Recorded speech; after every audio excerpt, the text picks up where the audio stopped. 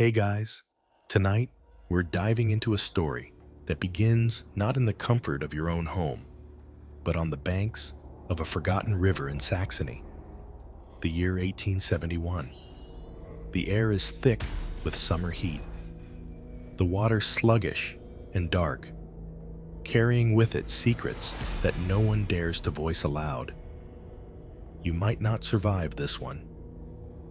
Before you dive deeper into this chilling truth, consider hitting like and subscribing, but only if you truly enjoy what I do here. Drop a comment with the time and place you're watching, so I know you're still out there. And we'll dive into tonight's journey together. It's dawn, and you are the one drifting on the current. Your body feels heavy, bound by the sodden weight of a once proud gown, its lace snagged by reeds. The river rocks you gently, almost tenderly, until the current nudges you toward a group of fishermen who do not expect to see death staring back at them.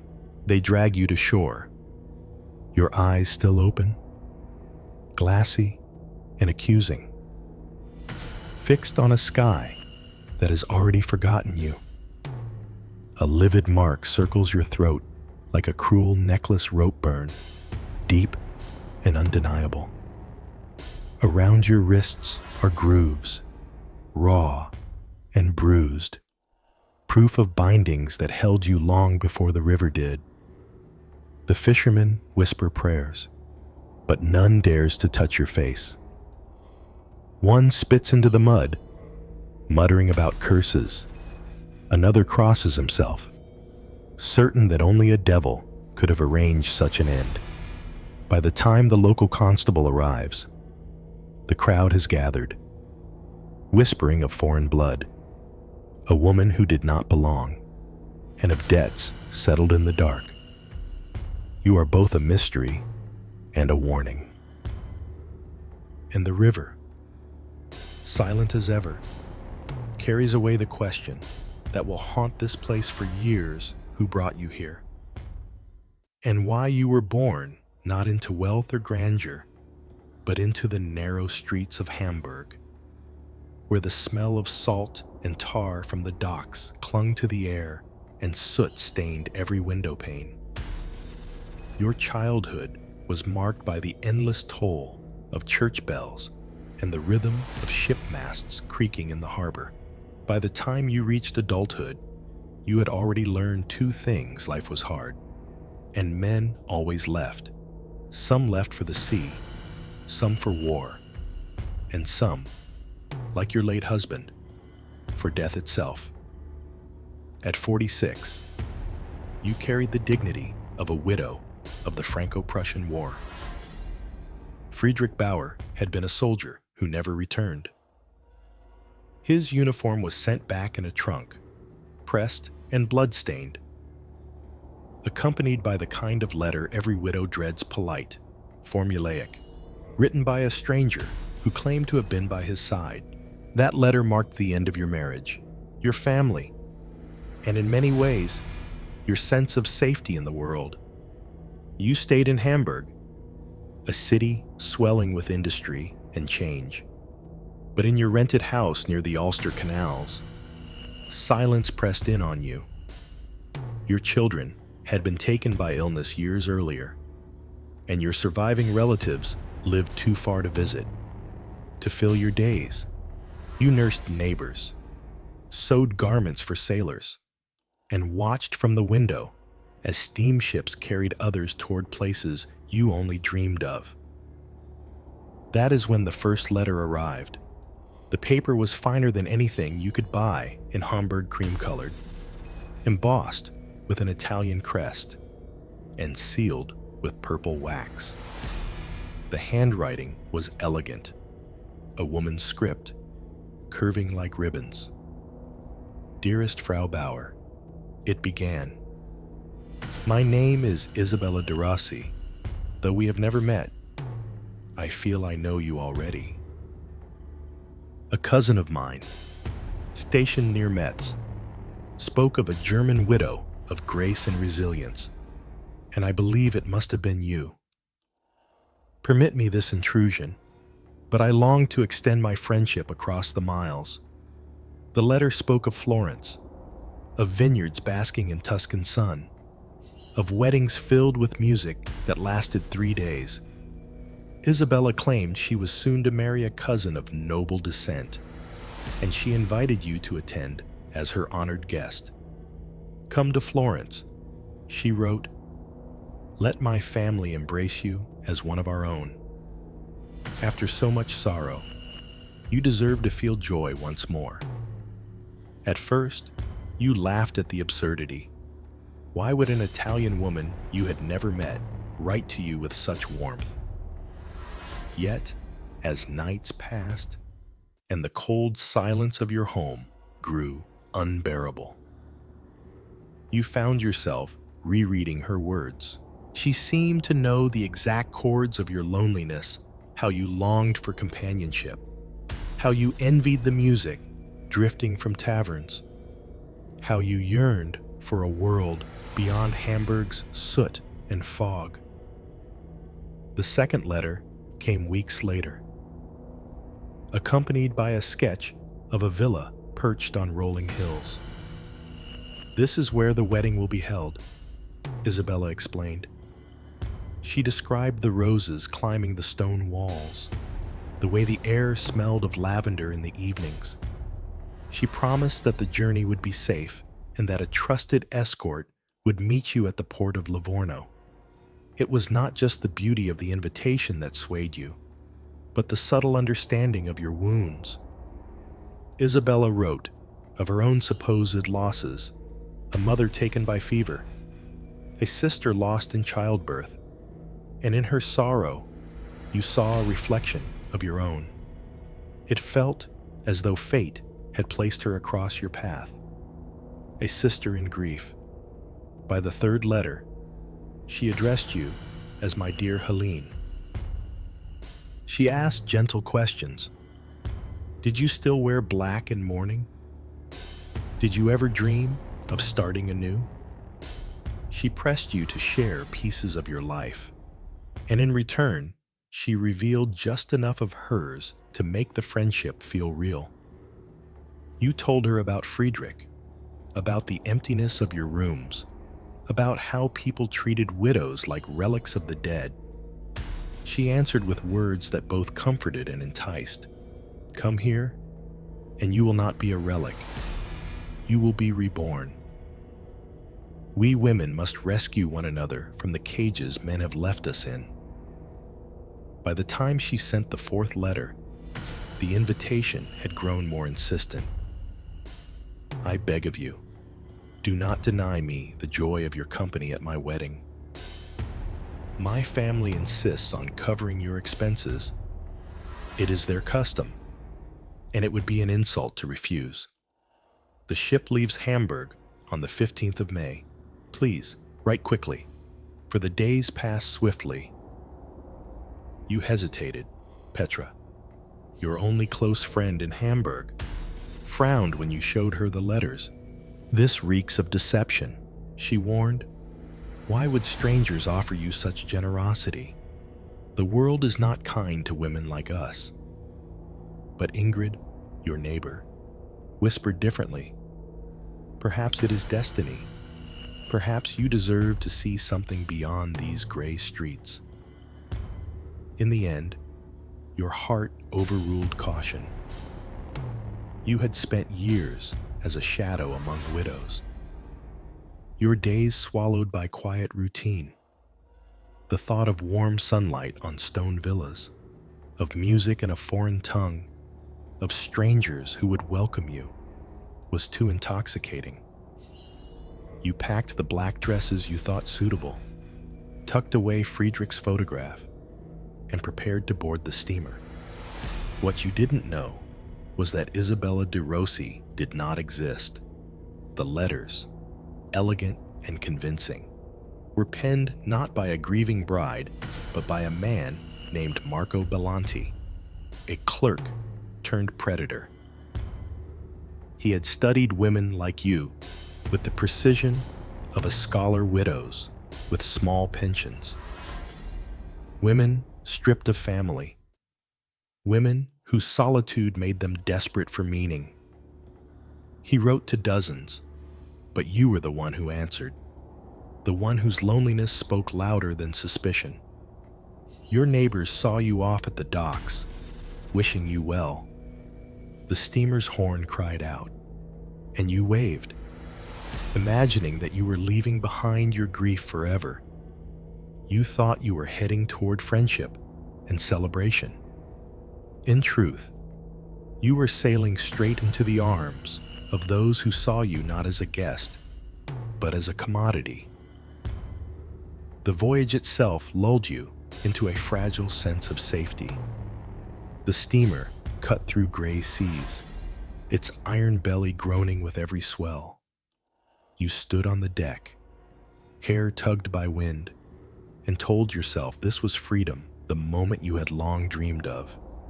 The break from Hamburg's soot and sorrow. Passengers chatted in French, English, and Italian, their words a symphony you barely understood. Yet you smiled, believing you belonged among them. When Livorno's harbor finally appeared, the air smelled of salt and citrus. The docks swarmed with porters and sailors, their voices harsh and hurried. You clutched your satchel tightly, eyes scanning for the promised companion. And there he was, Marco. Though you only knew him then as Signor Rossi's cousin. He was broad-shouldered, dressed in a dark coat despite the sun, and his bow carried the ease of someone rehearsed. Madame Bauer. His German bore a heavy accent, yet the name sounded smooth from his lips. You nodded, relieved to hear your language in this strange place. Isabella regrets she cannot greet you today, he explained, tone perfectly sympathetic. Preparations for the wedding keep her occupied, but I am entrusted to escort you safely to the villa. When you hesitated, he smiled, producing a letter sealed with the same purple wax you knew so well. The handwriting was unmistakable, Isabella's elegant curves, assuring you that Marco was her cousin and protector. The wax, the ink, the words all evidence that eased your doubts. At the carriage, Marco offered to carry your satchel, for safety. He insisted. He also requested your passport, explaining that local officials might stop foreigners without documents. It will be easier if I present it on your behalf. You surrendered it reluctantly, but his smooth words, his practiced courtesy, wrapped around your suspicion like silk. The road wound inland, leaving the salty air behind for hills patched with vineyards. The countryside glowed under a warm sun, cypress trees stabbing skyward like sentinels. You tried to memorize every detail, the way the dust rose behind the wheels, the way olive groves shimmered in heat, but unease gnawed at you. Marco's questions grew personal. Do you live alone? He asked. Yes. Your house, is it large? Valuable. You shifted in your seat, unsettled, and your pension, enough to live comfortably. The words stung like tiny needles. Why such interest? You attempted to deflect, but Marco pressed gently, always smiling. Forgive me. I only ask, so Isabella may know how best to honor you. As dusk descended, the carriage veered off the main road. Shortcut, Marco said casually. The path narrowed, flanked by gnarled trees that seemed to claw at the sky. The air grew colder, and shadows thickened. You clutched Friedrich's photograph in your pocket, heart pounding. Hours later, you reached a villa. It was not the radiant stone manor from Isabella's sketches. Instead, this house crouched among tangled vines, its plaster walls peeling, its shutters sagging. Lanterns flickered weakly in the windows, casting long, skeletal shapes. 2 women greeted you at the door. They wore dark shawls pulled tightly, faces half hidden, their eyes sharp with something colder than welcome. Marco introduced them as Isabella's aunts, Amalia and Katerina. They said little, only nodded, their silence pressing heavier than words. Inside, the villa smelled of dust and mildew. You were shown to a room with a narrow bed, a wardrobe older than memory, and a window barred with iron, for your safety. Marco explained, his voice soft but final. Thieves wander these hills. You wanted to protest, but exhaustion and disorientation dulled your courage. After leaving you with bread and a jug of water, Marco locked the door. The click echoed like a verdict. That night, you lay awake, listening. Voices drifted up from below. Marco speaking in Italian, the women replying in hushed tones. You understood only fragments, but one word repeated, La Tedesca, the German woman. Laughter followed, low and humorless. Sleep came fitfully, broken by dreams of rivers swelling and hands clutching at your throat. Each time you woke, the iron bars mocked your weakness. You were not a guest. You were a prisoner. Morning brought no comfort. Amalia entered with stale bread, her eyes darting nervously as though she feared being watched. You tried German, French, even clumsy Italian, but she only shook her head. When you gestured toward the window, she muttered quickly and slipped away. Marco returned by midday. His demeanor was colder now, the veneer of courtesy stripped away. The wedding has been delayed, he said, but you will remain here as our honored guest. You caught the lie in his tone. His gaze no longer sought to reassure, but to measure. The hours dragged. You traced the cracks in the plaster walls, wondering how many others had stared at them before you. Faint scratches marred the wood of the wardrobe marks that might have been carved by fingernails. Beneath the bed, you discovered a ribbon, faded and frayed, knotted as if torn in desperation. By the second evening, Marco's questions turned sharper. How much money did you bring? Do you write often to your friends? Do they expect letters soon? He studied your reactions, noting each flinch, each hesitation.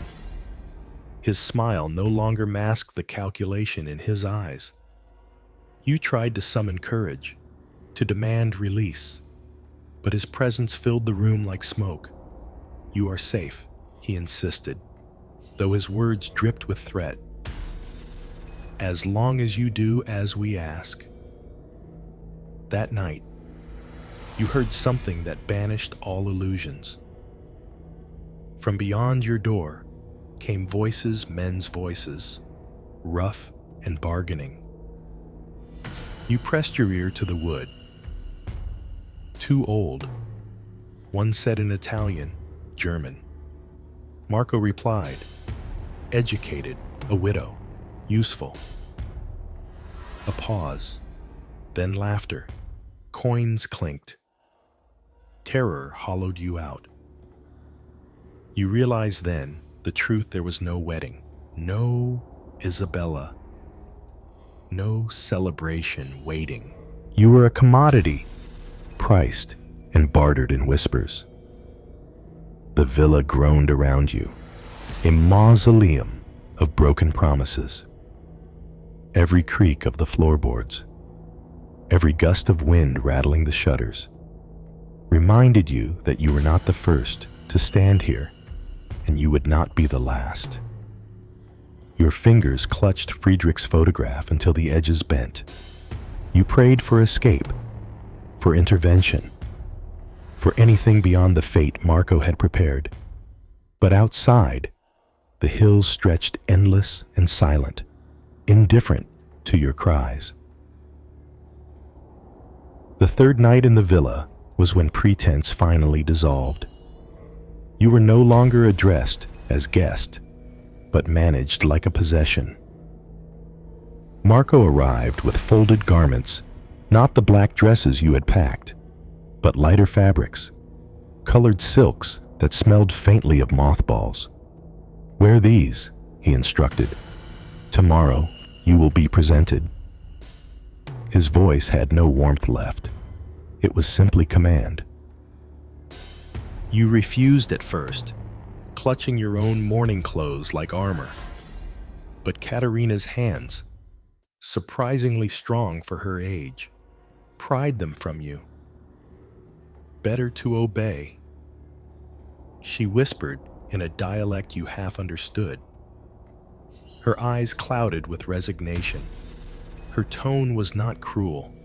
It was the weary acceptance of someone who had seen many before you fight and fail. Morning broke with church bells echoing faintly from a distant village. You were led downstairs into a parlor you had not seen before. The windows were shuttered, the air stale with incense and smoke. On the table sat a ledger, its pages filled with names, numbers, and notes in several hands. You glimpsed words scrawled in Italian tedesca: "Buona salute," "Vedova," the German woman, "Good health," "Widow." You knew instantly it was you. Marco poured himself wine and leafed through the book while speaking with a man you had not yet encountered. He was heavy-set, his coat embroidered with gold thread, his fingers weighed down by rings. The two men spoke in hushed tones, but you caught words that needed no translation. Soldi, money, and then Marco gestured toward you. The man studied you as though you were livestock at market. His eyes lingered on your hands, your posture, even your teeth when you opened your mouth to protest. His smirk revealed everything your humanity was irrelevant. You were an investment. When he finally left, Marco seemed satisfied. "You see," he said, refilling his glass, "not all men appreciate women of your age, but there are always those who know value." That evening, they dressed you again, brushing your hair, applying rouge to your cheeks, as if preparing you for a play in which you had no choice but to perform. You caught your reflection in a cracked mirror, the pale widow from Hamburg transformed into something unrecognizable, a puppet painted for display. The villa grew busier in the following days. Horses clattered in the courtyard, unfamiliar men arrived at odd hours, and laughter spilled from rooms you were not permitted to enter. Sometimes you glimpsed other women, pale figures with downcast eyes, moving quickly as if shadows themselves. Were they fellow prisoners or willing accomplices? The line blurred in this place. At night, the walls spoke. You heard muffled sobs through plaster, sharp cries stifled too quickly. You pressed your ear to cold stone and recognized the sound of despair repeated, rehearsed, eternal. In one moment of silence, you scratched your name into the wood of your bed frame. Helene Bauer, Hamburg. It was not for yourself, but for whoever might come after. Proof that you had existed before vanishing. On the fifth day, Marco led you into the cellar. The air was damp, smelling of earth and mildew. Lantern light revealed rows of trunks, each marked with initials, women's belongings, locked away like trophies. Your knees weakened as you recognized objects: a shawl embroidered with Dutch patterns, a bonnet of English style, a child's miniature portrait in a frame, all of them relics of other lives stolen. Marco noticed your trembling. They adjusted, he said coldly. You will too. But you understood then that adjustment meant erasure. Those women were not reborn. They were silenced. Their names survived only in ledgers. Their faces forgotten. Their possessions stored like spoils of conquest. That night, Amalia brought you soup. She lingered longer than usual, eyes darting toward the door before she whispered, "You pray." Her German was broken, but the word was clear. You nodded, clutching her wrist. For a fleeting second, something human flickered in her gaze, but fear quickly extinguished it. She slipped away without another word. The next day, another man arrived, younger, more polished, with eyes that glinted like steel. He circled you, asking questions not to you but to Marco.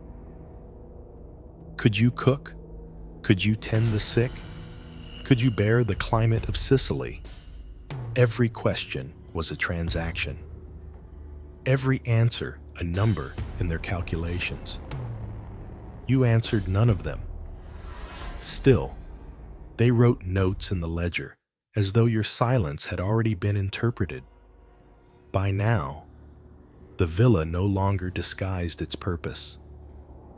You saw patterns everywhere: women arriving at night, disappearing by dawn, horses carrying away carriages under cover of darkness. Sometimes, laughter followed, but more often, it was silence, the heavy, unbreakable silence of secrets buried. One evening, you crept to the barred window of your room. Below, in the courtyard, you saw a girl no older than 20 being pulled by the arm into a carriage. Her mouth opened in a scream you could not hear, drowned by the thud of hooves. The image seared itself into you, her wide eyes meeting yours for a fraction of a second, pleading, warning. And then she was gone. It was then you realized the full scale of what you had entered. This was no isolated deception. It was an enterprise, a machine fed by grief and loneliness, one widow at a time. You were a cog in its grinding wheels, and soon you too would be carted away into obscurity. The fear that had once paralyzed you began to sharpen into something else: resolve. You could not undo the deception, nor reclaim the days lost, but you could resist becoming another forgotten entry in their ledger. You lay awake, heart hammering, planning: the barred window, the heavy lock, the watchful eyes. They seemed impenetrable. Yet you remembered Katerina's whispered advice, the hesitation in Amalia's gaze, the fleeting humanity in a place built on cruelty. Perhaps cracks existed in this structure, and perhaps those cracks were your only chance. Still, dawn would come soon, and with it, another man, another set of questions, another negotiation over your life. You pressed Friedrich's photograph against your chest and made a vow: if you were to vanish from the world, it would not be quietly. The villa might dress you, barter you, bind you. But inside, the widow from Hamburg refused to surrender. And somewhere deep within those stone walls, you began to search not only for escape, but for proof that others had come before you, and proof that this house was not just your prison, but a mausoleum of countless unseen victims. You might have thought that no one would ever notice your absence, that Hamburg would swallow the silence you left behind. But threads began to unravel the moment Petra, your only true friend, received no reply to her cautious letter. She had written weeks earlier, asking if the Italian air soothed your restless spirit, if Florence was as beautiful as the songs claimed. When no answer arrived, suspicion crept into her thoughts like mold through old plaster. In Hamburg, Petra pressed the postmaster for information. The man shrugged, saying the last registered dispatch to Italy had left on schedule. But his ledger showed something odd, a postcard addressed to Petra, written in your hand, had been stamped but never delivered. The ink had bled as though the water had touched it. The cancellation mark blurred. To Petra, it felt like a scream half swallowed. Meanwhile, in Florence, a postal clerk noticed the same. He remembered a woman German, nervous, slipping a folded note to him on a humid afternoon. It had been intercepted later, removed from circulation by unknown hands. The memory nagged at him, especially when rumors began to drift in about foreign women vanishing. He filed a quiet report with his superior, who in turn shared it with the local police. But the Florentine police were sluggish, weighted by bureaucracy and indifference.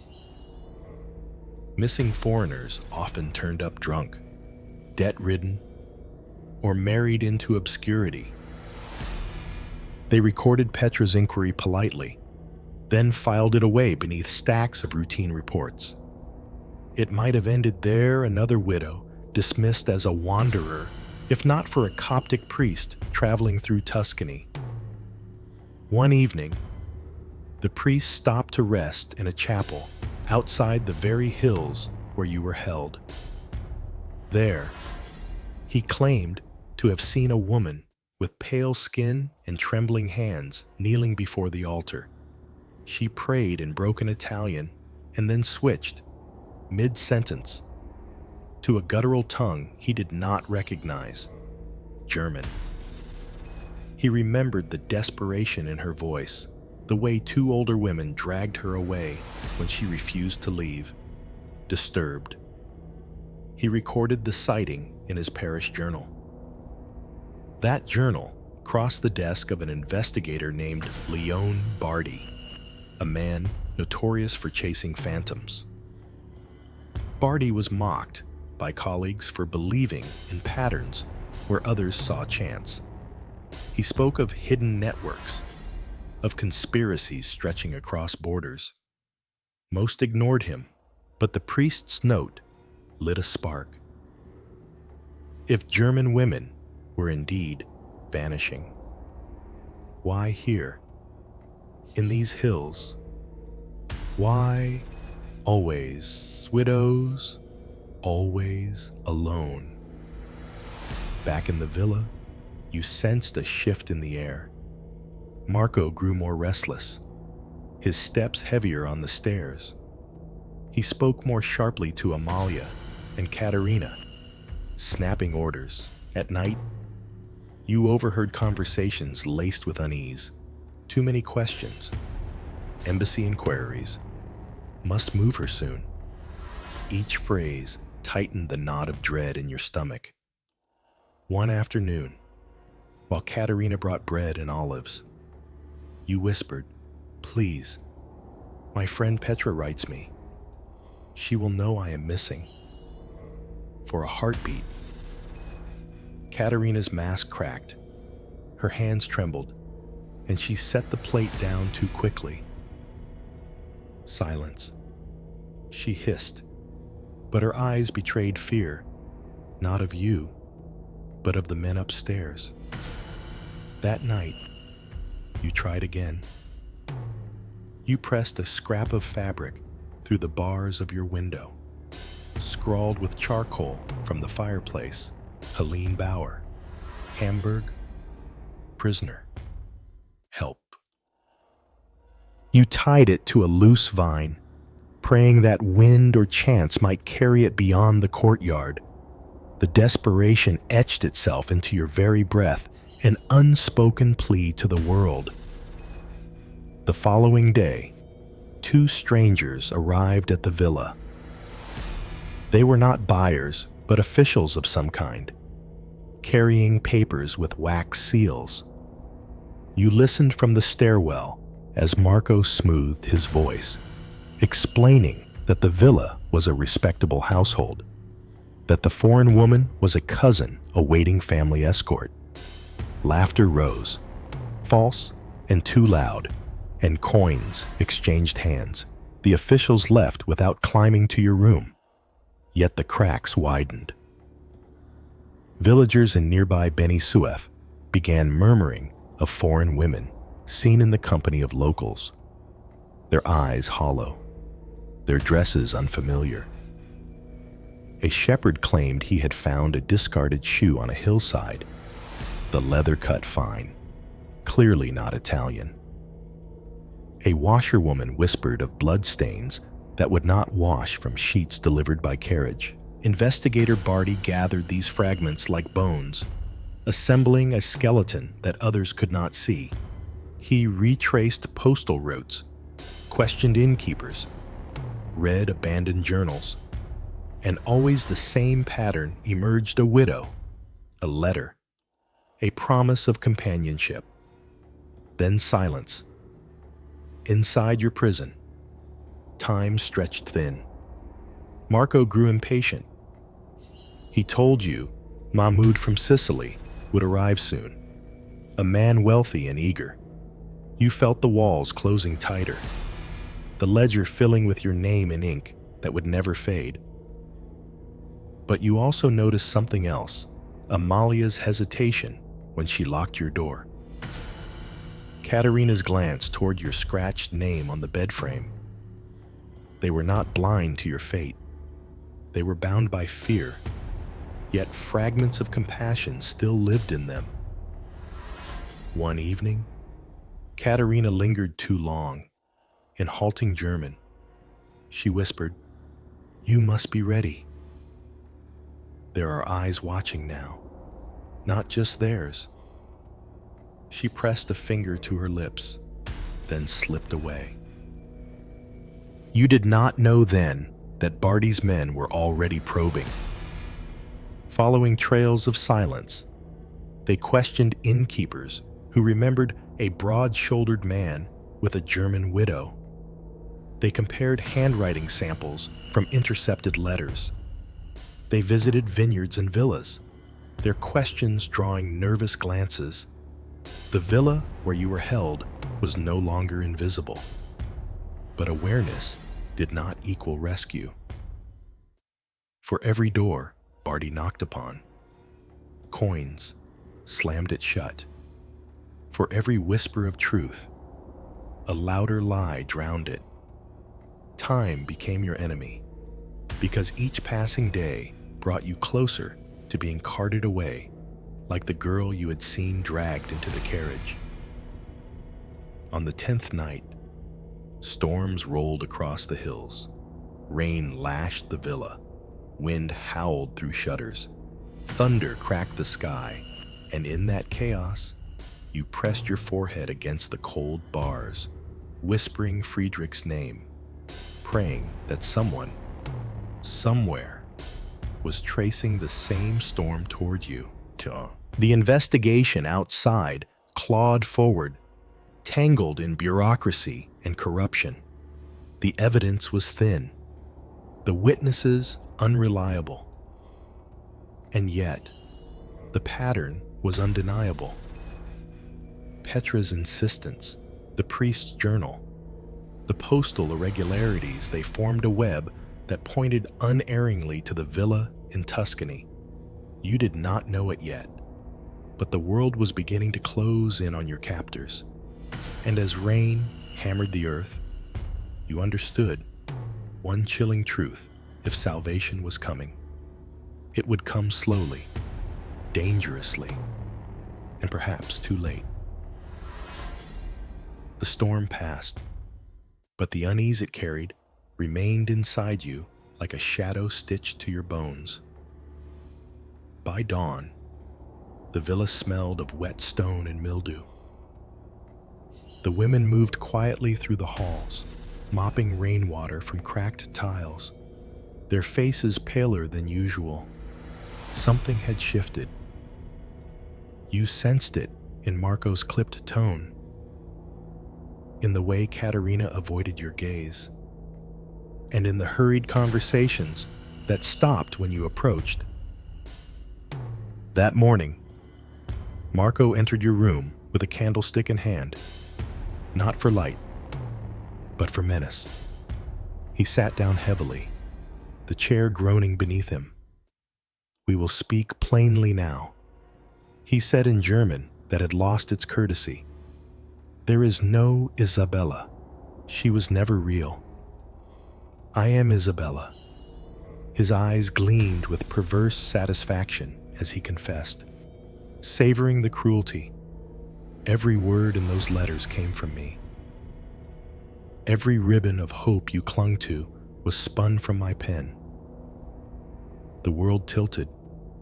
You tried to cling to disbelief, but the purple wax seals, the elegant handwriting, all suddenly mocked you. He explained how he had studied women like you, how he kept ledgers of loneliness, how he fashioned false lives with meticulous care. "You were perfect," he said, his smile cold, widowed, grieving, alone, old enough to obey, young enough to be useful. You whispered. Why? The question scraped your throat like broken glass. "For profit." Marco replied simply, "Men pay dearly for women of your kind. Some want servants, some want companions, some want worse. The world is a market, and you are merchandise." His candlestick struck the table with a clang, making you flinch. "Do not imagine rescue," he warned. "Your letters are intercepted. Your friends will think you have chosen a new life. No one is coming." But you noticed a tremor in his hand, a flash of irritation he could not hide. If everything were under control, why confess now? Why warn you? The cracks in his authority widened before your eyes. Later that day, you overheard an argument through the floorboards. A stranger's voice thundered in Italian, "Too many foreigners missing." The police asked questions. Marco barked back, "I pay them well." Yet the strain was unmistakable. The network was fraying under scrutiny. Amalia entered your room that night carrying food, her steps hesitant. She set the tray down, then leaned close, her breath quick. "You are not the first," she whispered in broken German. "Others here before, some gone south, some to sea. Few return." Her eyes glistened with something between pity and dread. I was told they would be safe. Lies. All lies. You seized her wrist. "Help me." Her body stiffened, then slumped. "I have children," she muttered. "If I defy him, they suffer." She slipped from the room, leaving you with bread you could not eat, and a truth you could barely contain. Your captors were not only villains, but victims of fear themselves. 2 nights later, the buyer arrived. You knew it the moment the villa bristled with activity. Lanterns were lit in every room, curtains drawn tight. Marco barked orders, while Katerina scrubbed the parlor floor until her knuckles bled. The air smelled of cheap perfume poured too heavily, as though trying to disguise the stench of captivity. You were dressed in a pale gown, your hair brushed until your scalp stung. When you resisted, Marco's voice dropped to a hiss. Smile, or I will make you. He gripped your arm, his nails biting into your skin.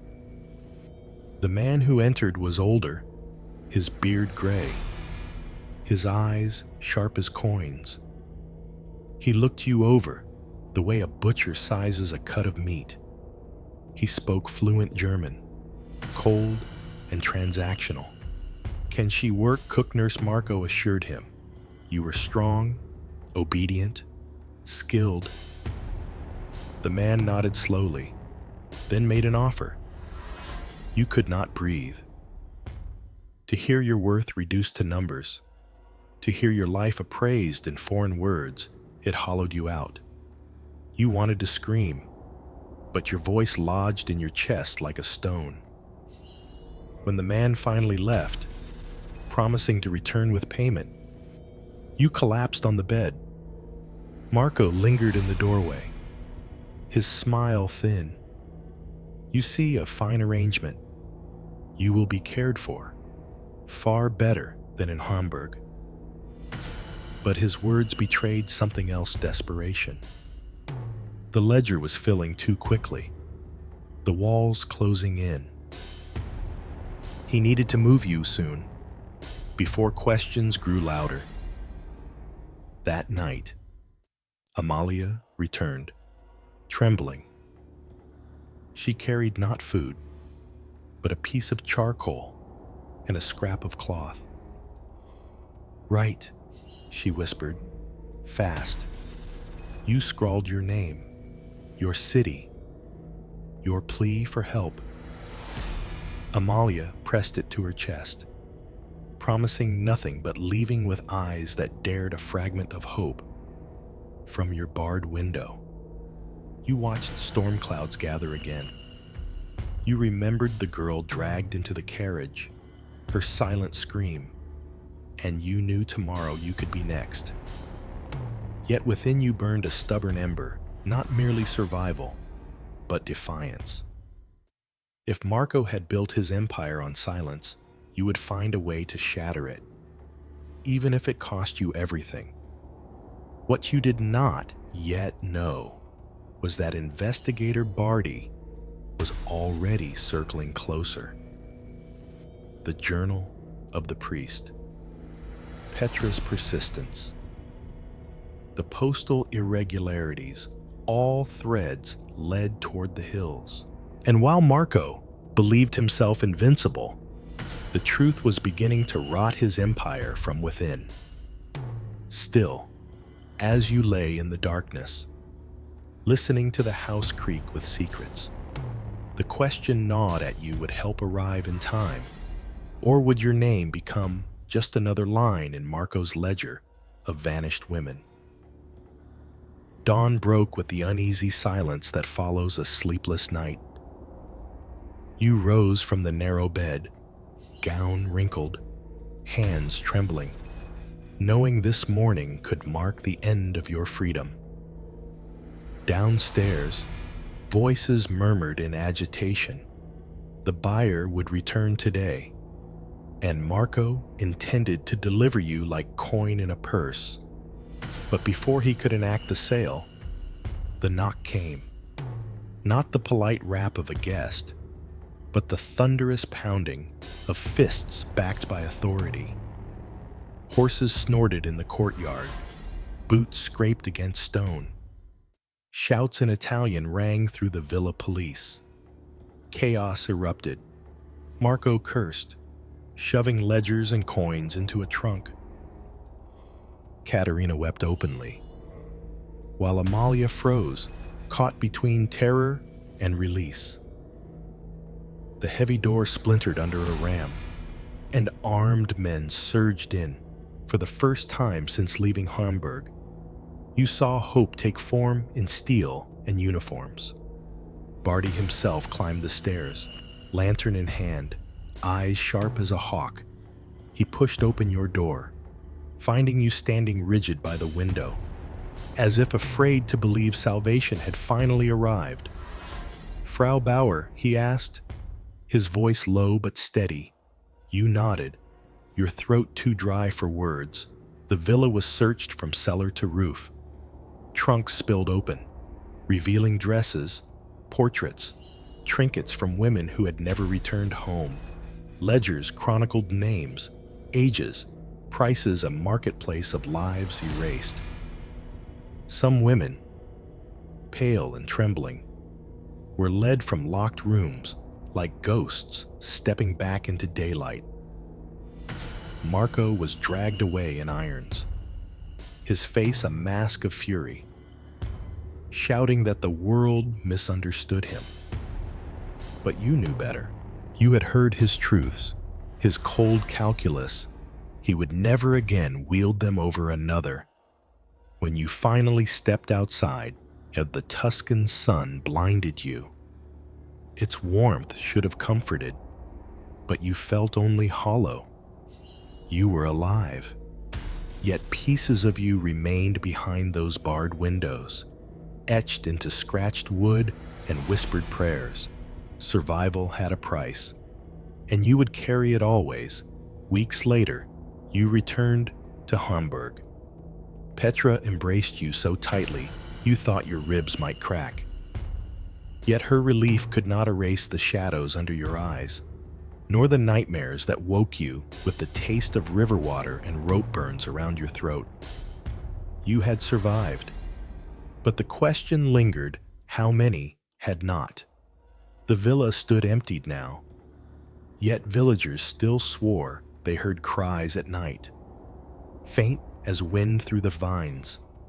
Some even claimed to see a pale hand at the barred window, long after you were gone.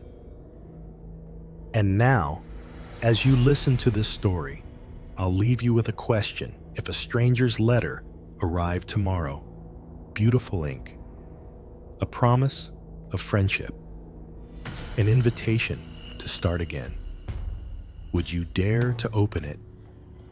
Or would you hear the echo of Helene Bauer, whispering from the villa's broken walls, warning you that some invitations are written in blood? Before you leave tonight, make sure you hit like, subscribe, and share this with someone who needs to hear it. And drop a comment with the time and place you're watching, so I know you're still out there.